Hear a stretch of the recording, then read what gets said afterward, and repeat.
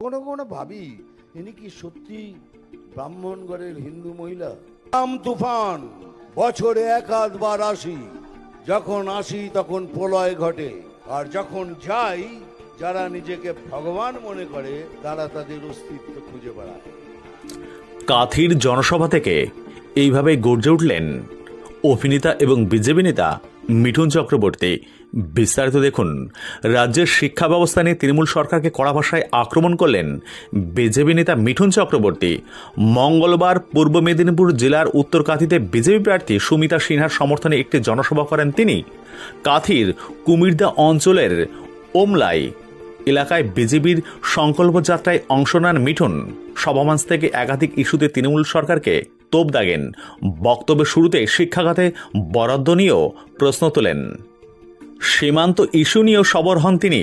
বলেন, ওই 400 কিলোমিটার রাস্তা এখনো খুলে রেখেছে। প্রধানমন্ত্রী চিঠি দিয়েছেন, স্বরাষ্ট্রমন্ত্রী চিঠি দিয়েছেন, 400 কিলোমিটার রাস্তা আপনার জমি দিন, আমরা বন্ধ করে দেব।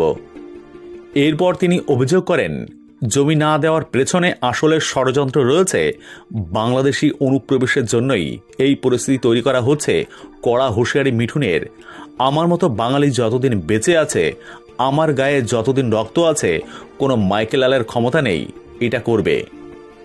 এদিন মিঠুন চক্রবর্তী আরো কি বলেছেন দেখুন। কোনো কোনো ভাবি ইনি কি সত্যি ব্রাহ্মণগড়ের হিন্দু মহিলা। দেখুন, আমি কোনোদিন কারোর নাম নিয়ে কথা বলি না, কোনো কোনো কোনো পার্টির নাম নিয়ে কথা বলি না। আমি রাজনীতি নয়, আমি মানুষ নীতি করি। একটা কথা ভালো করে শুনে রেখো, এতগুলো লোক এখানে এসছো, সবাই যেন এক ছাতার নিচে এসে একসাথে ভোট করবে। আমরা গায়ে পড়ে ঝগড়া করব না, কিন্তু কেউ যদি আমাদের সাথে যেভাবে ব্যবহার করবে আমরা যেন ঠিক সেইভাবে তাদের সাথে ব্যবহার করি। কেন সেটা যদি না করেন আমরা পাবলিককে কি করে বোঝাবো যে আমরা এলে পরে আমরা পুরোভাবে সুরক্ষা দেব আপনাদের। ওই 400 কিলোমিটার রাস্তা এখনো খুলে রেখেছেন। কেন খুলে রেখেছেন? প্রাইম মিনিস্টার সাহেব লিখেছেন, হোম মিনিস্টার সাহেব লিখেছেন যে এই 400 কিলোমিটার রাস্তা আপনি জমি দিন, আমরা বন্ধ করে দেবো, কিন্তু দিচ্ছেন না। এই জন্যই দিচ্ছেন না, ওইখান থেকে ওদের বলবেন তোমরা এসো, এখানে বসো, খাও দাও, আমাকে ভোট করো, আর আমি কালকে এটাকে পশ্চিম বাংলাদেশ করে দিচ্ছি। অ্যাকচুয়ালি পেছনে কিন্তু অনেক বড় ষড়যন্ত্র রয়েছে। পশ্চিম বাংলাদেশ করবেন। আমার মতো বাঙালি যতদিন বেঁচে আছে, আমার গায়ে এক ফোঁটা রক্তবিন্দু আছে, कोई माई का लाल ये कर नहीं सकता। जय श्री राम। कोई माई का लाल ये कर नहीं सकता। ও স্বপ্ন আপনার দূরেই থেকে যাবে। যা ইচ্ছে তাই করব, এটা আমার। আপনি খালি বলুন ওইটা খোলা থাকলে আমাদের কত লোকসান হবে। ওখান দিয়ে সব সন্ত্রাসবাদীরা ঢুকবে, ওখান থেকে নিয়ে এসে কলকাতা থেকে বিহার থেকে উত্তরপ্রদেশ, সব জায়গায় ঘুরে ঘুরে আজ নেই তো কাল ওরা কোনো না কোনো গন্ডগোল বাঁধাবেই।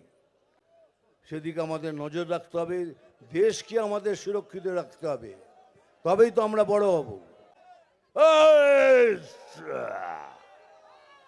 মারবো এখানে, আরেকটু জোরে বল, মারবো এখানে। সবাই শুনতে পাচ্ছে কিন্তু এটা। আমি জল ঢোড়াও নই, বেলে বোড়াও নই, আমি জাত গোখরো। নাম তুফান, বছরে এক আধবার আসি, যখন আসি তখন প্রলয় ঘটে, আর যখন যাই যারা নিজেকে ভগবান মনে করে তারা তাদের অস্তিত্ব খুঁজে বেড়ায়। জয় হিন্দ, বন্দে মাতরম। আবার দেখা হবে। Thank you very much.